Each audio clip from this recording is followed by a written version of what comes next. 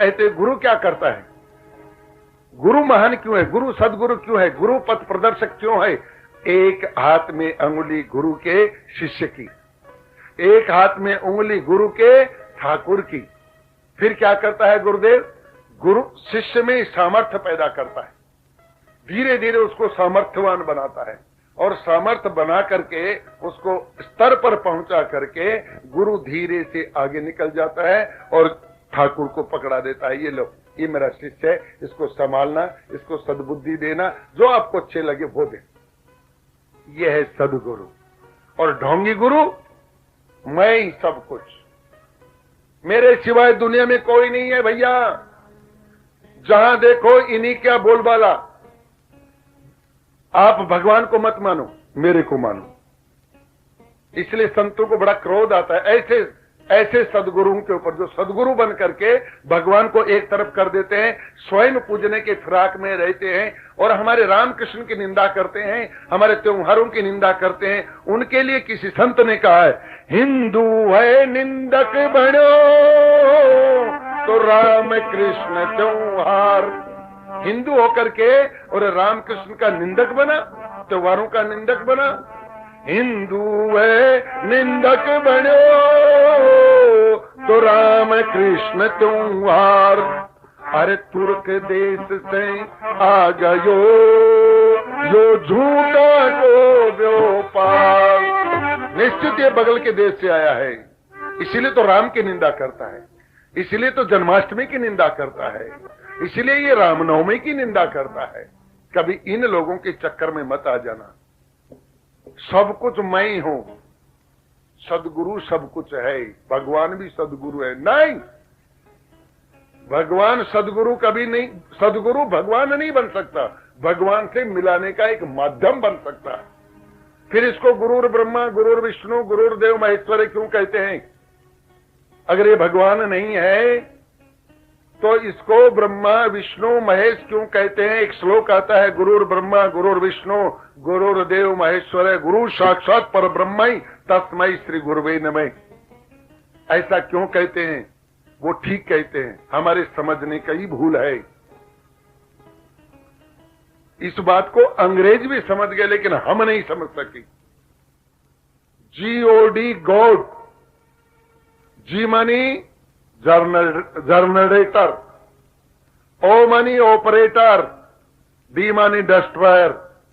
ये हमें पैदा करता है, हमें पालता है और संहार भी करता है। संकर हो गया। तो ब्रह्मा कैसे है गुरु? ब्रह्मा ऐसे है गुरु, हमारे अंदर अनर्थ है, पाप है, दुष्बुद्धि है, दुराग्रह है, उनको नष्ट करता है, उनको नष्ट करता है, हमें पालता है, इसलिए ब्रह्मा है। पापों को नष्ट करके धीरे धीरे हमें सन्मार्ग पर लाता है, इसलिए ब्रह्मा है। ये हमारी पालन कर रहा है कि हम भगवान के नाम से कहीं विचलित न हो जाएं। फिर हमें सद्बुद्धि दे करके बार बार हमसे भगवान के नाम करवाते हैं, गुण देते हैं, इसलिए पालक है गुरु।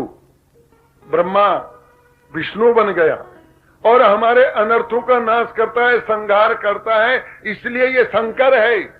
वो शंकर और ब्रह्मा विष्णु से तो गुरु मिलाता है। इसलिए ऐसे जो हमें ठगने के लिए आ गए हैं, इन लोगों से बड़ा सावधान रहना पड़ेगा। झूठ पुलंदा बांध नाम सच्चे सौदे की ये बात करें। इनका आप देखिए ग्रंथ, एकदम झूठ का पुलंदा है। कई हमारे शास्त्र से कोई, 4 वेदों से कोई चीज नहीं ली इन्होंने। झूठ पुलंदा बांध सच्चे सौदे की बात करे, त्याग नहीं संचय करते। मेरे शास्त्र में तो त्याग की बात लिखी है। 4 वेद कहीं आप उठा करके देख लो, उसमें त्याग की बात करते हैं। त्याग नहीं संचय करते, अंधी दुनिया का द्रव्य हरे। ए बहन, हाँ मैं फलानी जगह गई थी, गुरु बना रही, तू भी चल। बस बहन भी चलेगी, गुरु बनाएगी। गुरु के क्या सिद्धांत है, क्या विचार है, जानती नहीं, बस गुरु बना लिया।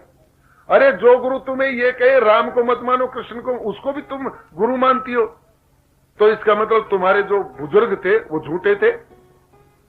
उन्होंने अभी तक अपना जीवन बेकार किया। मीरा बेकार चली गई, सखुबाई बेकार हो गई, कबीर, रसखान, सूरदास सब बेकार हो गए, क्योंकि उन्होंने तो राम और कृष्ण की पूजा की। फिर तुम कैसे इनके चंगुल में आ गए भाई?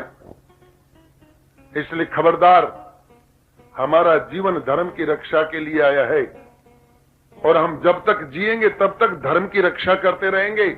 हमारे धर्म के ऊपर कुठाराघात है, ये नया आया है, ये बबाल जो हमें रामकृष्ण से अलग करना चाहता है। ये हमारे रोम रोम में राम है कौन? हरे क्या है? हरे क्या है? जो हमारे चित्त के हरण को करता है, जो राधा गोविंद हैं, वो जो राधे जी गोविंद के चित्त का हरण करती हैं, वो राधा जी, वो हरे। जो रमण करती हैं, वो रे। बड़ा गहन विषय है। ऐसे हर किसी से गुरु कंठी ले लेना, अपने आप को हर किसी की शरण में डाल देना, ये देखो उसकी नजर कहां है, हमारे धन पर तो नहीं।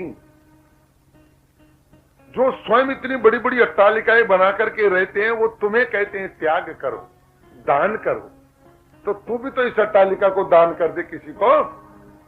तू फोर्ड गाड़ी में चलता है, क्वालिस गाड़ी में चलता है, हमारे पास तो साइकिल भी नहीं, फिर हमसे तू दान करवाता है। तुझे 2 बॉडीगार्ड चाहिए, टीवी चाहिए, फ्रिज चाहिए, कूलर चाहिए, और लिखते हैं क्या? त्यागी। वाह, अच्छे त्यागी। साधु की परिभाषा धीरे धीरे ऐसा है, बदलती जा रही है।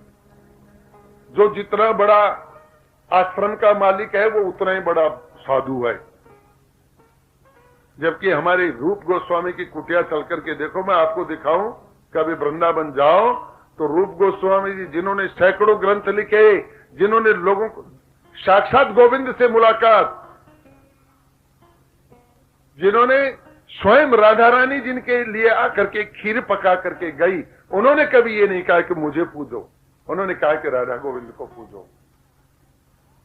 जब अपने बड़े भाई के पास आए, सनातन गोस्वामी के पास रूप गोस्वामी, तो दोनों धर्म चर्चा में जुट गए, हरि कीर्तन करने लग गए।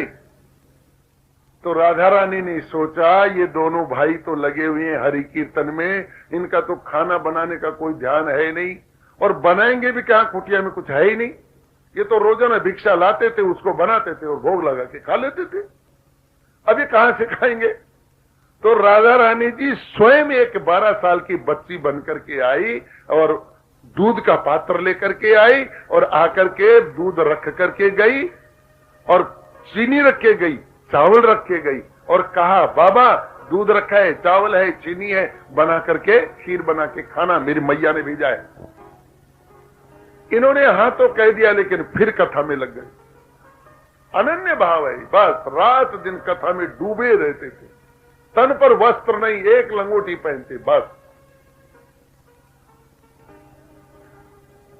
राधा रानी ने 2 घंटा इंतजार किया, इन्होंने तो कुछ बनाया नहीं। अब उनको बेचैनी लगी, मेरा भक्त भूखा रहे, कितना इतना दयालु है गोविंद, मैं आपको क्या कहूं। प्रत्येक क्षण प्रतिपल सर्वभूतादिवासाय, निश्चित है हमारे साथ। फिर आई लौट करके, अरे लाली तू फिर आ गई? अरे मेरी मैया ने कहा कि तू देख क्या उन्होंने कुछ बनाया है कि नहीं बनाया, इसलिए आई मैं। अरे हम तो फिर लो स्वयं बनाने लग गई, स्वयं खीर बनाई, स्वयं ही भोग लगाया, और ला करके इन दोनों के सामने रख। ऐसा है दयालु। और चली गई। जब खीर खाई तो दोनों रोने लग गए, समझ गए ये खीर साधारण व्यक्ति के द्वारा बनाई हुई नहीं है।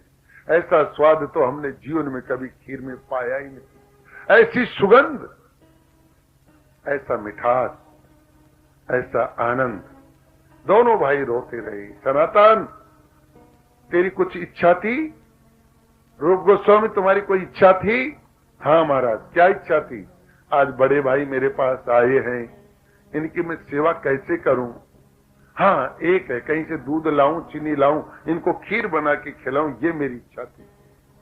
आगे से ऐसी इच्छा मत रखना। क्यों? पता है खीर कौन बना के गई है? खीर हमारी स्वामी बना करके गई। आज उनको कष्ट हुआ, इसलिए साधु को कोई अभिलाषा नहीं रखनी चाहिए। अगर अभिलाषा रखेंगे तो मेरे गोविंद को कष्ट होगा, क्योंकि अभिलाषा पूर्ण करने के लिए तो उनको आना पड़ेगा। इसलिए कोई अभिलाषा नहीं।